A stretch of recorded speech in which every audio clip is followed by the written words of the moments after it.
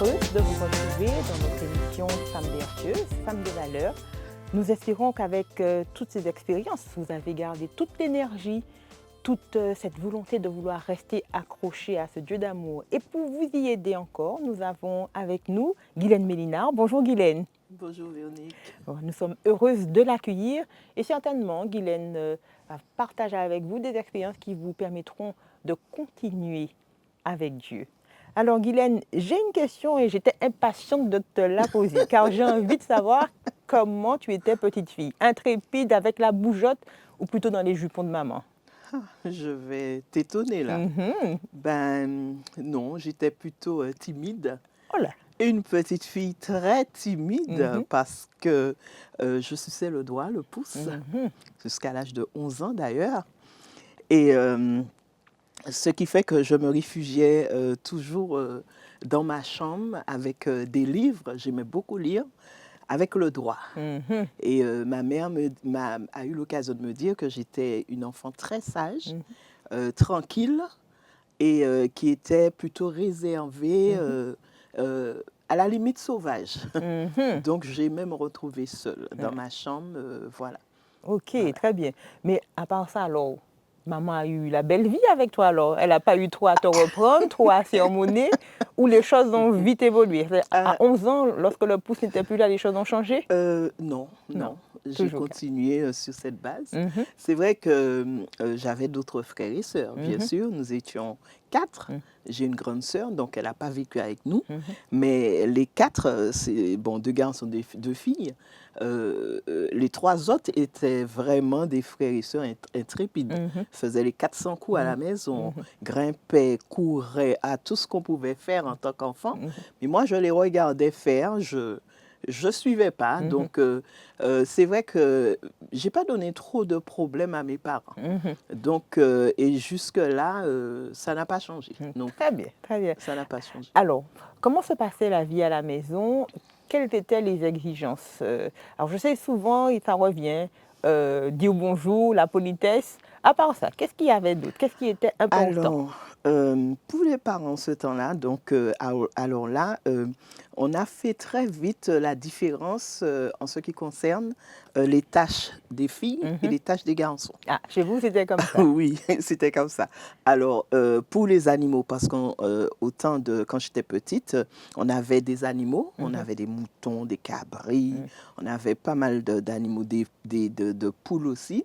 Donc, les garçons s'occupaient de ces animaux. Et nous, les filles, on faisait les tâches au niveau de la maison. Et tu aimais ça ou plutôt pas? Oui, j'aimais le ménage. Jusqu'à maintenant, j'aime beaucoup le ménage, mais par contre, j'aimais pas la cuisine. Donc, je me cachais souvent, je me réfugiais dans les livres et je prenais comme prétexte, maman, j'ai des devoirs, j'ai la lecture, etc. Et c'est vrai, elle me disait tout le temps, mais là, ok, maïo, ok, bama, ou moi, j'ai le livre là.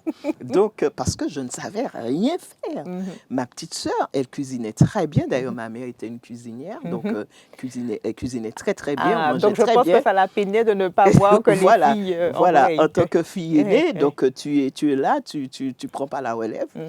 Et mais ça ne m'intéressait pas. Vraiment, ça ne m'intéressait pas. Par contre, je nettoyais très très bien. Je tournais une maison, je bougeais, c'était clean. Mais repas, non. Tu n'aimais pas Je cuisiner. comptais sur ma petite sœur. Elle cuisinait. Bon, après, rassure-moi, tu te débrouilles bien là maintenant. Ah ben oui, hein. Alors là, avec tout ce que j'entends, j'aime beaucoup recevoir à la maison. On n'est jamais pratiquement seul. Le sabbat, le dimanche, le week-end. Ah non, mais ça, c'est autre chose.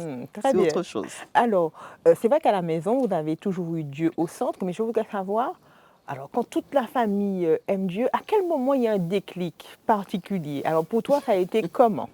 Alors, il faut dire que c'est vrai que j'ai grandi dans une famille très chrétienne, puisque, comme on dit le jargon, je suis née adventiste. Et donc, j'avais des parents très sévères, surtout mon père.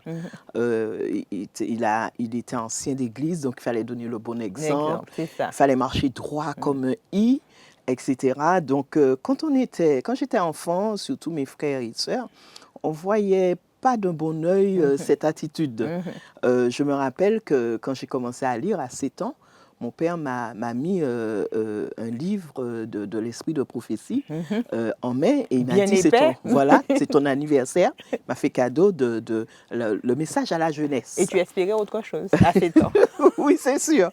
Mais comme j'aimais lire, il m'a dit que c'est bien tombé. Donc, c'est vrai que c'est bien tombé, mais j'espérais autre chose. Et je l'ai dévoré. C'est vrai que j'ai lu ce livre. À 7 ans, je l'ai lu. J'ai trouvé que c'était formidable. Mais c'est vrai qu'en tant que jeune, surtout à cette époque avec des parents très rigides, quand on regardait d'autres enfants à l'église, on disait, bon, on aurait aimé être comme ci, comme ça. Mais nous, il fallait marcher droit, il ne fallait pas dévier, etc. Être exemplaire. Oui, et être exemplaire. Et c'est vrai que quand je fais un recul, je regarde, je me dis que quelque part, peut-être qu'ils ont ils ont fait ce qu'ils pouvaient, avec des erreurs, bien sûr, mais je dis merci quand même, parce que ça m'a maintenu avec l'aide de Dieu, et si bien par rapport à ce que je suis maintenant. Donc, je me dis que dans leur éducation, une éducation peut-être qui a été un peu maladroite, mais avec les moyens du bord, ce qu'ils avaient avant, ils nous ont transmis. Je me dis que ce qu'ils ont voulu nous inculquer, nous enfants, c'était le respect des autres, surtout des aînés. Ça, on a gardé. Rendre service à ceux qui sont plus grands que nous.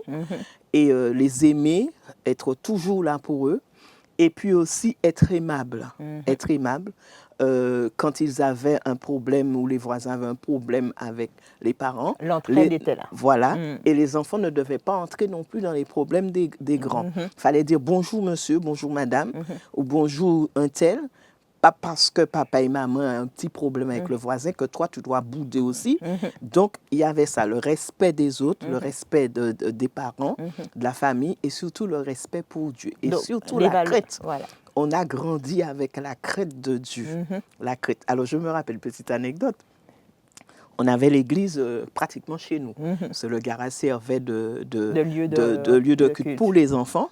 Et à côté, il y avait un petit tabernacle derrière pour les adultes. Et ma mère était diaconesse. Et quand il fallait nettoyer, et donc les enfants aussi aidaient. Et nous, comme ils nous ont inculqué le respect, la crainte, alors, il disait tout le temps, quand vous entrez, il faut enlever les chaussures, etc. Donc, ce qu'on faisait, on ne parlait même pas, on était silencieux, on faisait des gestes avec la main. Oui, c'est ça. Et quand il fallait nettoyer sur la chair, voilà, il disait que c'était moi seulement qui montais. J'étais sage, etc. J'étais plus tranquille que les autres. Et quand je montais, mais ça, c'est quand je pense à ça, parfois je souris. Je priais au moins 3-4 fois. Parce que j'avais l'impression que si je n'étais pas clean, si j'avais quelque chose en moi qui n'était pas normal ou qui ne plaisait pas à Dieu, que Dieu allait faire comme Ananias et Saphira. De foudroyer. De foudroyer. Alors parfois, pour passer l'éponge sur la chair, je faisais ça délicatement. Je dis, Seigneur, aie pitié de moi. En tant qu'enfant, 10 ans, 10 ans, vous vous rendez compte, 10 ans, 8 ans, 9 ans, je disais, Seigneur, aie pitié de moi. Seigneur, je t'aime. Je fais ça. Alors donc, j'ai grandi, on a grandi comme ça. Et c'est en étant plus enfant qu'on a vu que c'était pas ça la crainte de Dieu. Alors on y viendra puisque toi maintenant tu es dans le ministère. Alors tu vas nous dire comment tu transmets les bonnes valeurs mais avec d'autres méthodes. Voilà. C'est sûr. Alors c'est vrai qu'à 10 ans, tu as fait alliance mais de façon un petit peu forcée. Mais à 18 ans, qu'est-ce qui se passe à 18 ans pour que ça soit différent? Alors oui, donc c'est bien d'en parler, surtout pour que les parents puissent comprendre que il y a un déclic, il y a un moment quand on est enfant, c'est vrai, si on n'a pas fait son choix, c'est parce que on n'a peut-être pas ressenti vraiment l'appel de Dieu. Et comme j'ai grandi dans l'église, donc automatiquement, papa est premier ancien, maman est directrice de l'école du sabbat, etc. On est très actifs dans l'église. Donc, à 10 ans, on dit, voilà, le bon exemple, c'est la fille de l'ancien, du premier ancien. C'est ça. Mais moi, je boudais dans mon coin, mais il ne fallait pas bouder devant papa et maman parce que c'est en ce temps-là, tu n'as rien à dire, sinon de dire oui, merci beaucoup, etc. Donc, on y va au baptême. J'étais la seule enfant là, dans l'eau du baptême. Quand on m'a baptisée, c'est vrai, j'ai ressenti que c'était bien, etc. Ce n'était pas une mauvaise voilà, expérience. c'était pas une mauvaise expérience, mais ça ne venait pas de moi. Et à 18 ans, quand je suis partie, c'est vrai, je suis partie, oui, 19 ans, 18 ans et demi, pratiquement 19 ans. Je suis arrivée à Trinidad pour mes études et que j'ai entendu la semaine de prière, l'emphase spirituelle, la semaine de prière, surtout tenue par une femme pasteur. Ça m'a, j'ai ressenti dès le deuxième jour quelque chose qui me travaillait à l'intérieur. Je pleurais, j'ai ressenti l'appel de Dieu, Dieu qui travaille en moi. Et dès le deuxième jour, j'ai demandé le baptême. Aïe, aïe, aïe. Et là, ils m'ont refusé. Ils m'ont dit, mais tu n'es pas radié. Qu'est-ce qui se passe? Alors, j'ai dû expliquer. J'ai fait part de mon expérience. Et ils m'ont dit, ah non, on ne fait pas le rebaptême. Ce qu'on te propose, c'est une reconsécration. C'est ça. Et c'est vrai qu'ils ont prié. Et je n'étais pas la seule dans ce cas. On devait peut-être être 5. Et on a repris, on a prié, on a refait une consécration. C'est vrai que c'était une belle chose, une belle expérience. Mais j'ai senti que par rapport à l'appel que je recevais, qu'il fallait que je moment. C'était le moment. Et ça m'avait beaucoup frappée. Et je me suis dit, si je devais avoir des enfants après, il ne faudrait pas que je répète cette expérience. Parce que ce n'est pas une bonne expérience pour les enfants. Voilà. Alors, tu vois, alors maintenant, tu me donnes une bonne occasion de dire tout ce que les parents ont voulu apprendre, de belles valeurs, peut-être pas avec les meilleures méthodes. Maintenant, comment, alors dans ton ministère, puisque tu es pasteur, tu vas dans les églises, tu côtoies des parents, des enfants, quels conseils tu leur apportes par rapport à ton expérience maintenant? Ben ouais, donc ce qui fait que quand j'ai l'occasion d'avoir des jeunes qui demandent le baptême, je demande toujours aux jeunes, je préfère avoir une discussion individuelle avec le jeune pour savoir si ce ne sont pas les parents si cette décision ne vient pas directement des parents. Est-ce qu'il est vraiment motivé? Voilà, motivé. Et c'est vrai que le plus souvent, surtout maintenant, les enfants sont un peu plus développés intellectuellement, etc. Donc, les enfants, ils arrivent à comprendre et ils disent que la décision vient d'eux-mêmes. Et j'explique même aux anciens que c'est important parce que quand on force un jeune à se donner à Christ, ce n'est pas une bonne chose au départ. Ce n'est pas une bonne chose. On n'est pas là pour sauver la face ou que dira-t-on, etc. Non, on part du principe que le jeune est face à son Dieu individuellement et qu'il doit ou elle doit choisir. Donc, je pose toujours la question, est-ce que ça vient de toi ou ça vient de tes parents? Voilà, donc je pars de ce principe.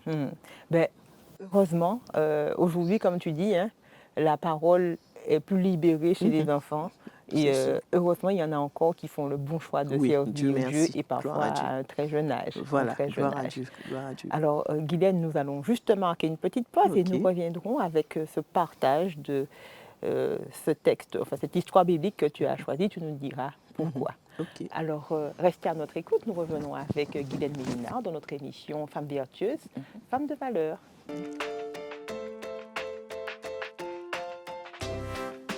Vous êtes dans l'émission Femmes vertueuses, Femmes de valeur. Avec nous, nous avons Guylaine Mélinard pour de nouvelles expériences de vie très profondes, très intenses, pour vous aider à comprendre que quelles que soient les circonstances de votre vie, Dieu est votre aide. Alors pour Guylaine, c'est un petit peu particulier parce qu'elle est dans le ministère pastoral. Elle a reçu son appel très tôt, après ça se matérialise un peu plus tard, mais dis-nous tout. Entre 10 ans, le baptême, mais pas vraiment. 15 ans, il y a quelque chose qui se passe, il y a 18 ans, beaucoup d'étapes à suivre avec Dieu, mais en tout cas, pour donner un résultat aujourd'hui qui, je crois, est satisfaisant. Alors, dis-nous tout. Ben oui, à 15 ans, il y a ce que l'on appelle la fiche d'orientation. Donc, il fallait dire ce qu'on veut faire métier? Voilà, plus tard. Et moi, j'ai écrit pasteur.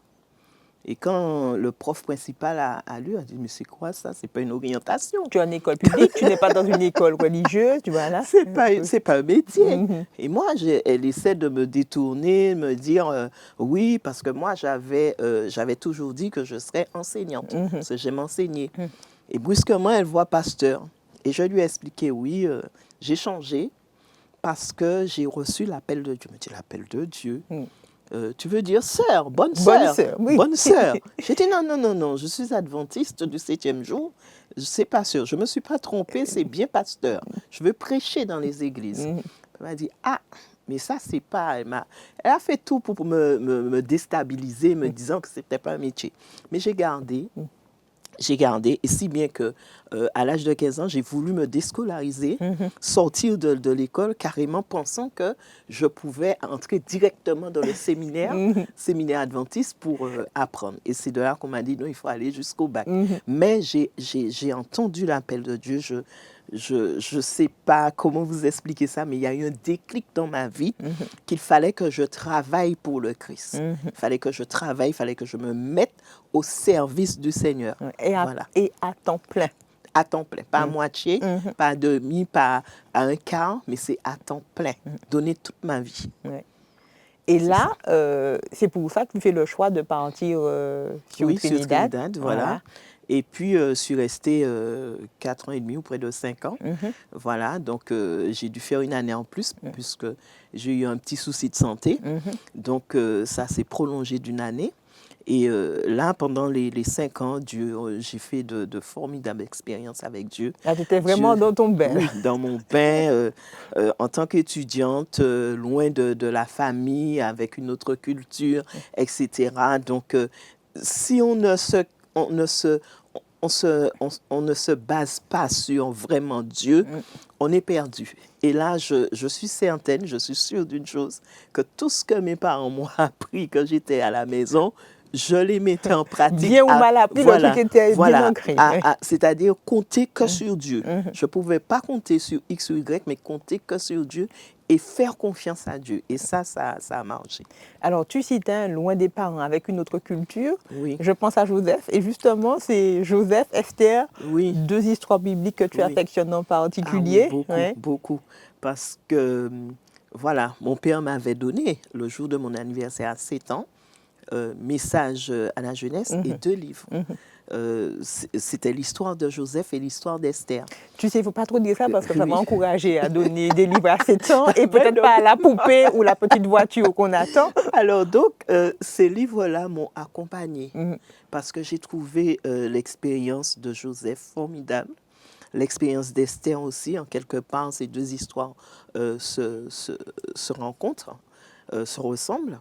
À savoir que dans ton malheur, Dieu change les circonstances de ta vie en bien, parce que lui, il aura permis et qu'il aura décidé. Et en retour, voir ce que Joseph est devenu et ce qu'Esther est devenue, ça m'a beaucoup marqué. Et la phrase dans Esther, le livre d'Esther, qui dit qui sait si ce n'est pas pour un temps comme celui-là que Dieu t'a appelé. Et ça m'a beaucoup, beaucoup frappé. Et je l'ai jusqu'à maintenant. Et je me dis qu'il y a des fois, dans le ministère, tout n'est pas rose. Il ne faut pas croire. On a des hauts et des bas comme tout le monde, mais on s'accroche. Et quand parfois on a peut-être des moments où on pourrait se laisser aller au découragement, cette phrase me revient. Je me dis, Guylaine, qui sait, ce n'est pas pour un temps comme celui-là que Dieu t'a appelé en tant que femme. C'est ça. Parce qu'en tant que femme pasteur, c'est vrai que il n'y en a pas beaucoup, mais on a des portes ouvertes au sein de l'Église où on peut travailler avec des femmes, là où les hommes ne passent pas. Ne peuvent pas aller, voilà, c'est ça. Voilà, c'est ça. Voilà. D'ailleurs, dans toute l'histoire biblique, c'est vrai qu'il n'y a pas beaucoup de femmes dans le corps pastoral, mais dans toute l'histoire biblique, il y a des femmes engagées qui ont été au service de Dieu, qui ont été moteurs pour faire changer des situations. C'est le cas d'Esther. Il y avait besoin de cette entrée particulière pour sauver tout un peuple. Et sans te couper, chez Joseph, l'histoire aussi, ce qui m'a marqué, c'est le pardon. chez Joseph, le pardon, Vous avez son amour. projeté de me faire du mal, Oui, mais Dieu l'a voilà, transformé en voilà. bien. Et c'est de voir son amour pour ses frères après tant d'années et le pardon. Et montrer qu'ils n'ont pas à se culpabiliser, mais c'est que Dieu avait programmé tout cela. Et ça, en tant qu'enfant, ça m'a beaucoup marqué aussi. Alors, tu m'as tendu une perche. Hein. Tu m'as dit, en tant que femme, pasteur, voilà, vous avez des portes d'entrée particulières. Alors, est-ce que, par exemple, d'autres collègues hommes viennent te demander d'intervenir parce que, justement, en tant que femme, tu peux intervenir ou mieux intervenir? Oui, j'ai eu l'occasion d'avoir cette demande, oui, en tant que femme, où tout simplement, on me confie quelques personnes, mes femmes, pour pouvoir suivre ces personnes, Accompagner. voilà, accompagner, suivre. Ça m'arrive, oui, ça s'est déjà passé. Voilà. Alors, je voulais revenir aux enfants, puisque maintenant, toi, comment tu abordes justement, comment tu transmets l'enseignement religieux aux enfants, à tes enfants? Alors, c'est vrai que je me suis toujours dit, Guylaine, quand tu auras des enfants, il ne faudra pas faire les mêmes erreurs. C'est-à-dire, surtout, quand je dis les mêmes erreurs, c'est-à-dire, bon, je revois un fait. Quand il s'agissait du culte de famille, en tous les cas, moi, je l'ai mal vécu quand j'étais enfant. D'ailleurs, mes frères aussi, ma sœur. L'a mal vécu parce que dans toute la rigidité, etc., bon, il fallait, parfois on n'avait pas classe, on n'était pas à l'école. Le week-end, il fallait se lever à 5 heures du matin, s'asseoir près de Trop la table. tôt, trop long. Et trop long en plus. C'est ce qui revient souvent. Voilà, donc je me disais à Guylaine, joue une chômage, pas faire ces bêtes là parce que... Mais je me suis dit, bon, c'est ce qu'ils avaient comme éducation, donc ils l'ont fait. Donc moi-même, avec un peu de recul, je me suis dit, je ne vais pas forcer, je ne vais pas dire, je ne vais pas faire comme ça. Et c'est vrai que, bon, les enfants sont jeunes maintenant. J'ai une de 20 ans, 15 ans et 10 ans. Quand ils étaient plus petits, bon, on s'asseyait autour de la table, c'est eux qui demandaient, etc. Chacun participait, etc. Mais maintenant qu'ils sont un peu plus grands, 20 ans, 15 ans, surtout 20 ans, donc je ne veux pas forcer ma fille de 20 ans. Mais automatiquement, elle est si docile, elle est gentille qu'elle vient. Elle vient, parfois elle me dit, maman, c'est l'heure. C'est l'heure. Donc elle vient, elle rassemble les deux autres, si je suis occupée, et elle commence, et moi je viens après. Donc je laisse cette liberté. J'ai inculqué qu'il faut, avant de partir, il faut qu'on se rassemble. Donc ce qui fait que automatiquement, ça ne devient pas une pression, ça ne devient pas quelque chose de rigide. Pas une obligation, mais une rencontre joyeuse. Voilà, une rencontre joyeuse. Et chacun participe. Tu lis, tu fais un chant spécial, etc. Mais il ne faut pas que ce soit trop long, puisqu'on doit partir. Donc, 10 minutes, c'est déjà beaucoup. Alors, est-ce que tu encourages beaucoup aussi le culte ou l'étude personnelle? Oui, alors l'étude personnelle surtout, parce que ce n'est pas dans le culte de famille que le jeune fait sa rencontre avec Dieu. C'est personnel. Et de même, moi, je l'ai vécu. Et ma fille de 20 ans aussi a eu l'occasion de me le dire. Maman, j'ai rencontré personnellement Christ. Et bien. Elle a fait son expérience personnelle avec Christ. Et à quel moment, je la voyais dans sa chambre étudier, prier. Et ça m'avait marqué parce que je me disais que il y a un moment où le jeune arrive à avoir une relation avec Christ. Mais ce n'est pas dans le culte. C'est bien le culte, parce qu'on est en famille.